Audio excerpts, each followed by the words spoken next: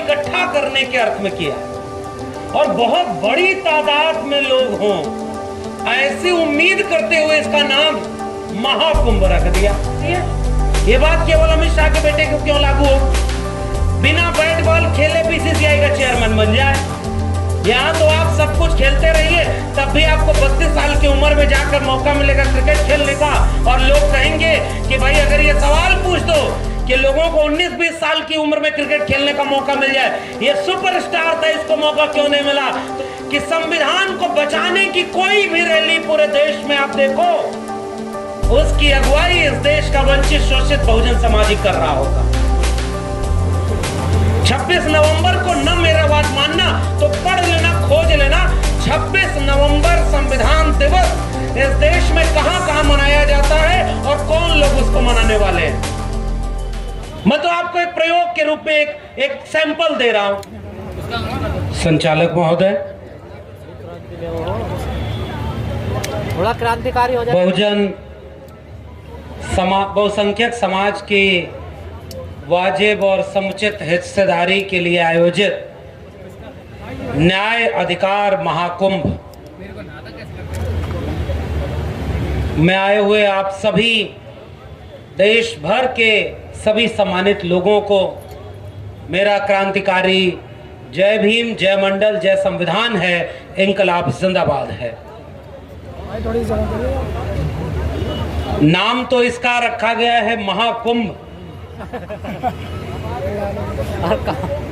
पहली आपत्ति मैं इसी से दर्ज करूं। अब कुंभ शब्द देखिए कहां से आया है, और कुंभ का पौराणिक और ऐतिहासिक संदर्भ क्या है, आयोजक लोग गौर करेंगे। ये है ना वहां वाला शब्द जिधर से दिक्कत है। बुजुर्ग लोग भी बैठे हैं, आप लोग बताएं, है ना उधर का योगी वाला। अब उसके बाद आयोजकों ने क्या सोचकर इसको नाम रखा होगा, वो वाला तो नहीं रखा होगा। आयोजक तो वैचारिक लोग हैं, वी द पीपल, पैगाम और तमाम जो संगठन के लोग, मैं जानता हूं ये लोग बहुत मेहनत कर रहे हैं, बहुत संसाधन जुटा करके, लोगों को जुटा करके ये आयोजन जो करते हैं, ये बहुत बड़ी बात है। पिछले दिनों भी आयोजन किया था, फिर कर रहे हैं और लगातार करते जा रहे हैं। यानी ये वैचारिक लोग हैं, तो इसका मतलब इन्होंने जो इसका इस्तेमाल किया है वो जुटान के अर्थ में किया है, लोगों को इकट्ठा करने के अर्थ में किया है। और बहुत बड़ी तादाद में लोग हों ऐसी उम्मीद करते हुए इसका नाम महाकुंभ रख दिया।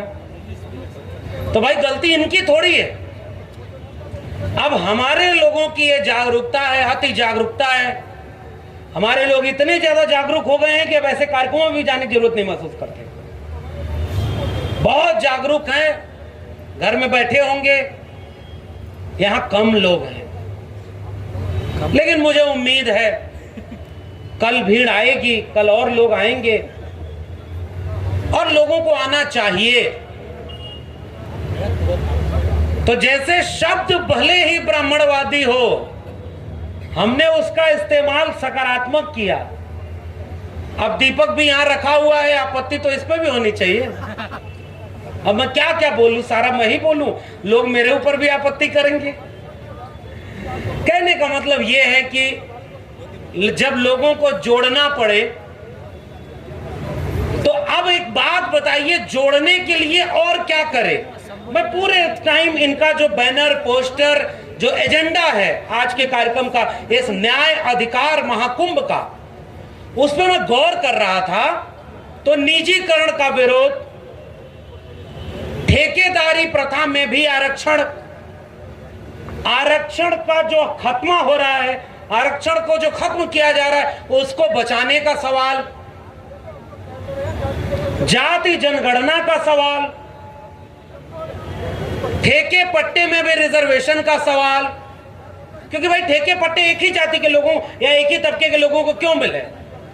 इस देश में सारी छूट गरीब, कमजोर, मजलूम के बेटे को भी मिले ना, कि वो अमित शाह के बेटे जय शाह की तरह कंपनी बनाए और 2-4 साल में ही करोड़ों करोड़ रुपया कमा ले। ये छूट तो सबके बच्चों को होनी चाहिए। ये बात केवल अमित शाह के बेटे को क्यों लागू हो? बिना बैट बॉल खेले बीसीसीआई का चेयरमैन बन जाए। यहां तो आप सब कुछ खेलते रहिए, तब भी आपको 32 साल की उम्र में जाकर मौका मिलेगा क्रिकेट खेलने का। और लोग कहेंगे कि भाई अगर ये सवाल पूछ दो कि लोगों को 19-20 साल की उम्र में क्रिकेट खेलने का मौका मिल जाए, ये सुपरस्टार था, इसको मौका क्यों नहीं मिला? तो लोग कह रहे हैं कि ये जातिवादी लोग हैं। देखो, जातिवादी सवाल कर रहे हैं। क्रिकेटर की जाति नहीं होती, तो बताओ जाति अगर इनकी नहीं है तो जातिगत भेदभाव इन्हीं लोगों के साथ क्यों हुआ? वो एजेंडा भी इनके बहस में शामिल है। जाति जनगणना से लेकर ठेके पट्टे में हिस्सेदारी का सवाल। और एक दिलचस्प एजेंडा है पुरानी पेंशन बहाली का। अब एक बात बताइए, पुरानी पेंशन बहाली का सवाल क्या केवल इस देश के SC ST OBC का सवाल है? आप लोग जितने लोग हैं बताइए, क्या पेंशन केवल इसका लाभ SC ST OBC मिलेगा कि अपर कास्ट मिलेगा? सबका सवाल है ना। तो इसका मतलब इस सम्मेलन में उन लोगों को भी आना चाहिए जिनका सवाल इसमें है। संविधान को बचाने का सवाल किसी जाति का सवाल है कि देश का सवाल है? पुरानी पेंशन किसी जाति का सवाल है कि देश का सवाल है? सबको बराबर की हिस्सेदारी और न्याय मिले, यह किसी जाति का सवाल है कि पूरे देश के बनाने का सवाल है? लेकिन मैं तो परेशान हूं यह बात सोचकर और विचार कर रहा हूं कि संविधान को बचाने की कोई भी रैली पूरे देश में आप देखो, उसकी अगुवाई इस देश का वंचित शोषित बहुजन समाज ही कर रहा होगा। 26 नवंबर को न मेरा बात मानना तो पढ़ लेना, खोज लेना। 26 नवंबर संविधान दिवस इस देश में कहां कहां मनाया जाता है और कौन लोग उसको मनाने वाले हैं। मैं तो आपको एक प्रयोग के रूप में एक सैंपल दे रहा हूं। सरकारी संस्था छोड़ दीजिएगा, सरकार तो सरकारी काम करती है। सरकारी लोग तो 14 अप्रैल को बाबा साहब की मूर्ति पर भी माला पहना देते हैं और वहीं बैठ करके, अब तो बाबा साहब की मूर्ति पर माला पहनाना छोड़िए, उनके आगे कुछ भगवानों की आकृति भी बनने लगी है दिल्ली में। पहचान रहे ना आप? शिव जी बन रही ना आकृति। अब पता नहीं वो बाबा साहब के चरणों के पास क्यों बना दिया। अब मैं इतना अपमान, और कोई भावना आहत नहीं हुई किसी की। भाई बाबा साहब तो कुर्सी पर बैठे हुए थे और नीचे वहां बना दिया, क्या जरूरत है बनाने की? लेकिन इसके खतरे को समझिए, अभी नीचे बनी है, फिर कब माथे के ऊपर बन जाएगी हम आप जान ही नहीं पाएंगे।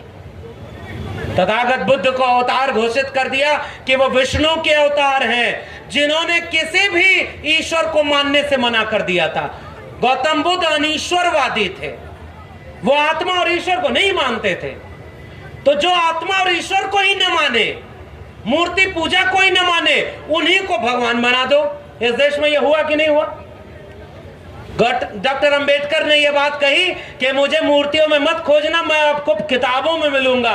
डॉक्टर अंबेडकर की मूर्ति बनवा के पूज रहे हैं ये सारे लोग जो अंबेडकर का विरोध करते हैं। क्या संभावना नहीं है कि कल को उन जगहों पर भी आपको अंबेडकर, फूले पेरियार की तस्वीर मिल जाए, जिन जगहों पर बैठकर अंबेडकर, फूले पेरियार, बिरसा मुंडा, जयपाल मुंडा इनके सपनों का भारत बनाने के खिलाफ नीतियां बनाई जा रही होंगी और सामने दीवार पर तस्वीर आपके महापुरुषों की लगाई गई होगी। इस विरोधाभास को समझिए। और इसलिए मैं इस मंच के आयोजकों को मैं ये बात कह रहा हूं कि बहुत जरूरी कार्यक्रम इन्होंने किया है। जातिगत जनगणना का सवाल,